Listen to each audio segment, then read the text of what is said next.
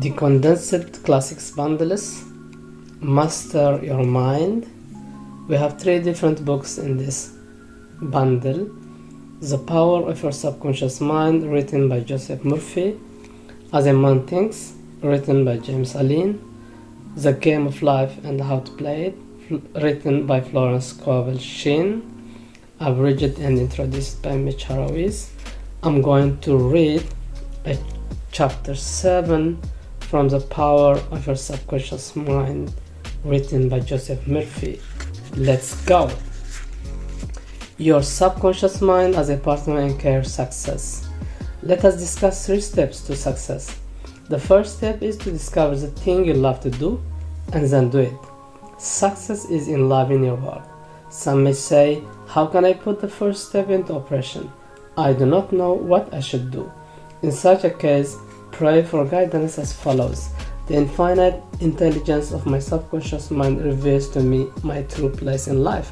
Repeat this prayer quietly, positively, and lovingly to your deeper mind. As you persist with faith and confidence, the answer will come to you as a feeling, a hunch, or a tendency in a certain direction. It will come to you clearly and in peace, as an inner awareness. The second step to success is to specialize in some particular branch of work and to know more about it than anyone else. For example, if a young man chooses chemistry as his profession, he should concentrate on one of the many branches in that field. He should give all of his time and attention to his chosen specialty. He should become sufficiently enthusiastic to know all there is about it. If possible, he should know more than anyone else. The third step is the most important. You must be certain that the thing you want to do does not build your success only. Your desire must not be selfish. It must benefit humanity. The path of a complete circuit must be formed. In other words, your idea must go forth with the purpose of blessing or serving the world. It will then come back to you, pressed down, shaken together, and running over. If it's to benefit you alone, the circle or circuit is not formed. A successful person loves his work and expresses himself fully. True success is contingent upon a higher ideal than mere accumulation of riches. The person of success is one who possesses great psychological and spiritual understanding and whose work benefits others. Chapter 8. The Inventiveness of Your Subconscious Mind. Nikola Tesla was a brilliant electrical scientist who brought forth amazing inventions in the late 19th and early 20th centuries. When an idea for a new invention entered Tesla's mind, he would build it up in his imagination, knowing that his subconscious would construct and reveal to his conscious mind all the parts needed for its manufacture. Through quietly contemplating every possible improvement, he spent no time in correcting defects and was able to give technicians perfect plans for the product. Invariably, he said, "My device works as I imagined it should." In 20 years, there has not been a single exception. When you have what you term a difficult decision to make, or when you fail to see the solution to a problem, begin at once to think constructively about it. If you are fearful and worried, you are not really thinking. True thinking is free from fear. Here is a simple technique to receive inner guidance on any subject. Quiet the mind and still the body. Go to a quiet place where you won't be disturbed, preferably lying on a bed, sofa, or in a recliner. Mobilize your attention. Focus your thoughts on the solution to the problem. Try to solve it with your conscious mind. Think how happy you would be with the perfect solution. Sense the feeling you would have if the right answer were yours now. Let your mind play with this mood in a relaxed way, then drop off to sleep. When you awaken and do not have the answer, get busy about something else. When you are preoccupied with something else, the answer will probably come into your mind like toast pops from out of a toaster. The secret of guidance or right action is to mentally devote yourself to the right answer until you find its response in you. The response is a feeling, an inner awareness, and an overpowering hunch whereby you know that you know. In such cases, you have used the infinite power of your subconscious to the point where it begins to use you. You cannot fail or make a false step while operating under the subconscious wisdom within you. Chapter 9. Your subconscious mind and marital problems. Recently, a young couple married for only a few months was seeking a divorce. I discovered that the young man had a constant fear that his wife would leave him. He expected rejection and he believed that she would be unfaithful. These thoughts haunted him and became an obsession. His mental attitude was one of suppression and suspicion.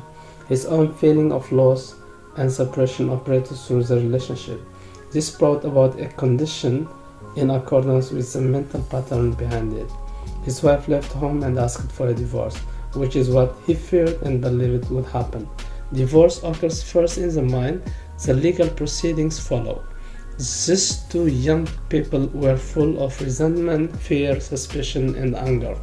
These attitudes weaken and debilitate the whole being. The couple began to realize what they had been doing with their minds.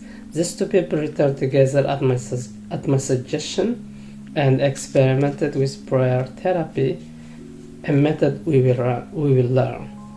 Each one practiced radiating to the other love, peace, harmony, health, and goodwill. They alternated in reading the Psalms every night. Their marriage began growing more beautiful every day. Now, divorce is an individual problem. It cannot be generalized in some cases. No marriage should have occurred to begin with. In other cases, divorce is not the solution. Divorce may be right for one person and wrong for another. A divorced woman may be far more sincere and noble than many of her married sisters who are perhaps living a lie. For couples that wish to stay together, the solution is to pray together. Here is a 3-step program in prayer therapy. First, never carry over from one day to another accumulated irritations arising from little disappointments. Forgive each other for any sharpness before you retire at night. The moment you awaken, claim infinite intelligence is guiding you in all ways. Send out thoughts of peace, harmony, and love to your partner, to all family members, and to the entire world. Second, say grace at breakfast. Give thanks for the wonderful food, for your abundance, and for all your blessings. Make sure that no problems, worries, or arguments enter in the table conversation. The same applies at dinner time. Say to your partner, I appreciate all you are doing, and I radiate love and goodwill to you all day long. Third, spouse should alternate in praying each night. Do not take your marriage partner for granted. Show your appreciation and love. Think appreciation and goodwill rather than condemnation, criticism, and nagging. Before going to sleep, read the 23rd, 27th, and 91st Psalms, the 11th chapter of Hebrews, the 13th chapter of 1 Corinthians, and other great texts of the Bible. As you practice these steps, your marriage will grow more blessed through the years. Chapter 10. Your subconscious mind and happiness. There is a phrase in the Bible, choose ye this day whom you will serve. You have the freedom to choose happiness. This may seem extraordinarily simple, and it is. Perhaps this is why so many people stumble over the way to happiness. They do not see the simplicity of the key to happiness. The great things of life are simple, dynamic, and creative. St. Paul reveals how you can think your way into a life of dynamic power and happiness in this world. Finally, brethren, whatsoever things are true, whatsoever things are honest, whatsoever things are just, whatsoever things are pure, whatsoever things are lovely, whatsoever things are of good report, If there be any virtue and if there be any praise, think on these things. Philippians chapter 4 verse 8. There is one very important point about being happy. You must sincerely desire to be happy. Some people have been depressed, dejected, and unhappy for so long that when they are suddenly made happy by some joyous news, they actually feel uncomfortable. They have become so accustomed to the old mental patterns that they do not feel at home being happy. They long for their familiar depressed state. Begin now to choose happiness. Here is how. When you open your eyes in the morning, say to yourself, Divine Order takes charge of my life today and every day. All things work together for good for me today. This is a new and wonderful day for me. There will never be another day like this one. I am divinely guided all the day long, and whatever I do will prosper. Divine love surrounds me, enfolds me, and enwraps me, and I go forth in peace. Whenever my attention wanders away from what is good and constructive, I will immediately bring it back to the contemplation of that which is lovely and of good report. I am a spiritual and mental magnet attracting to myself all things that bless and prosper me. I'm going to be a wonderful success in all my undertakings today. I'm definitely going to be happy all day long. Start each day in this manner. You will then be choosing happiness. Chapter 11. Your subconscious mind and harmonious relationships. Matthew chapter 7 verse 12 says, All things whatsoever ye would that men should do unto you, do ye even so to them. This passage has outer and inner meanings. We are interested in its inner meaning, which is, as you would that men should think about you, think about them. As you would that men should feel about you, feel about them. As you want men to act toward you, act towards them. For example, you may be polite and courteous to someone in your office, but inside you are critical and resentful. Such negative thoughts are highly destructive to you. You are actually taking mental poisons which rob you of enthusiasm, strength, guidance, and goodwill. These negative thoughts and emotions sink into your subconscious and cause you all kinds of difficulties and maladies. Matthew chapter 7 verse 1 and 2 says, Judge not that ye not be judged, for with what judgment ye judge, ye shall be judged, and with what measure ye shall mete, it shall be measured to you again. The study and application of this verse and their inner truth provides the key to harmonious relationships. To judge is to think, to reach a mental verdict or conclusion in your mind. Your thoughts are creative. Therefore, you actually create in your own experience what you think and feel about another person. It's also true that the suggestion you give to another, you give to yourself. Now, there are difficult people in the world who are twisted and distorted mentally. They are malconditioned. Many are mental delinquents, argumentative, uncooperative, cantankerous, and cynical. They are sick psychologically. Many people have deformed and distorted minds, probably warped during childhood. Many have congenital deformities. You would not condemn a person who had tuberculosis, nor should you condemn someone who is mentally ill. You should have compassion and understanding. To understand all is to forgive all.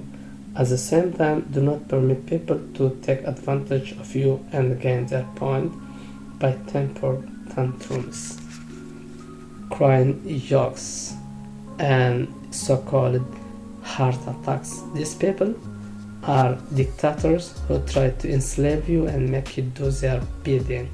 Be firm but kind and refuse to yield. Appeasement never wins. You are here to fulfill your ideal and remain true to the eternal verities, and spiritual values of life. Give no one the power to deflect you from your goal, your aim in life, which is to express your hidden talents to the world, to serve humanity, and to reveal more and more of God's wisdom, truth, and beauty. Know definitely that whatever contributes to your peace, happiness, and fulfillment must of necessity bless all who walk the earth. The harmony of the part is the harmony of the whole, for the whole is in the part, and the part is in the whole. Chapter 12. How your subconscious mind removes mental blocks. A young man asked Socrates how he could get wisdom. Socrates replied, "Come with me." He took the lad to a river, pushed the boy's head under the water, held it there until the boy was gasping for air, then relaxed and released his head. When the boy regained his composure, the teacher asked, "What did you desire most when you were underwater?" "I wanted air," said the boy. Socrates told him, "When you want wisdom as much as you wanted air, you will receive it. Likewise, when you possess an intense desire to overcome any block or addiction, you reach a clear-cut decision that there is a way out, and that is the course you wish to follow, then victory and triumph are assured." If you are alcoholic or drug addict, begin by admitting it. Do not dodge the issue. Many people remain alcoholics because they refuse to admit it. If you have a burning desire to free yourself from any destructive habit, you are first 51% healed. When you have a greater desire to give up a habit than to continue it, you will gain complete freedom. Whatever thought you anchor the mind upon, the mind magnifies. If you engage the mind on the concept of freedom from habit and peace of mind, you generate feelings that gradually emotionalize the concept of freedom and peace. Whatever idea you emotionalize is accepted by your subconscious and brought to pass. Use these steps to help cope with addiction. First, get still. Quiet the wheels of the mind. Enter into a sleepy, drowsy state. In this relaxed, peaceful, receptive state, you are preparing for the second step. Second, take a brief phrase which can readily be graven on the memory and repeat it over and over as a lullaby. Use the phrase, "Sovereignty and peace of mind are mine now, and I give thanks." To prevent the mind from wandering, repeat the phrase aloud or sketch its pronunciation with your lips and tongue as you say it mentally. This helps its entry into your subconscious. Do this for 5 minutes or more.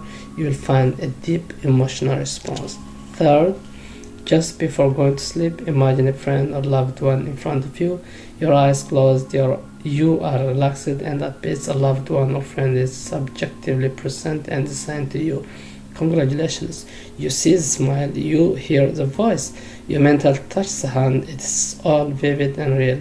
The word congratulations implies complete freedom. Hear it over and over until you get the subconscious reaction that satisfies.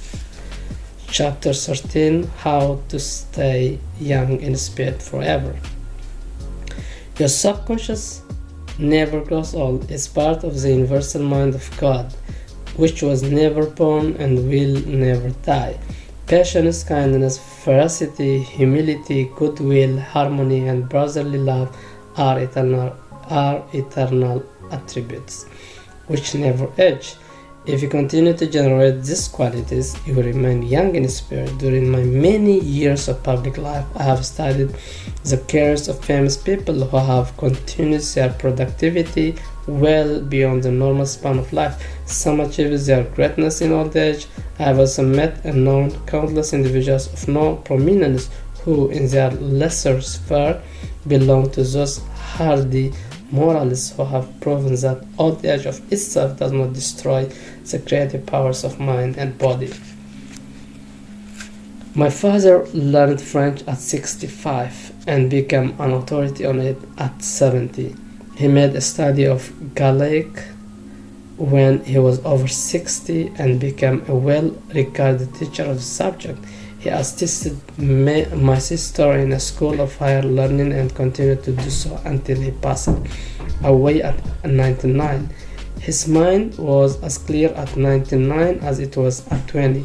Moreover, his handwriting and reasoning powers improved with age. A Hollywood screenwriter told me that he had to write scripts that would cater to the 12-year-old mind. This is a tragic state of affairs if the great masses of people are expected to be emotionally and spiritually mature. It means the emphasis is placed on youth in spite of how youth stands for inexperience, lack of discernment, and hasty judgment. Old age really means the contemplation of the truth of God from the highest standpoint. Realize that you are on an endless journey, a series of important steps in the ceaseless, tireless, endless ocean of life. Then with the psalmist, you will say, they shall still bring forth fruit in old age, they shall be fat and flourishing. Psalm 92:14. You are a child of infinite life which knows no end, a child of eternity. Finally, if you are new, subscribe, like, and comment. And I'm going to leave a link. If you want to buy the book, I'm going to leave a link down in the description. Thank you for listening. Bye.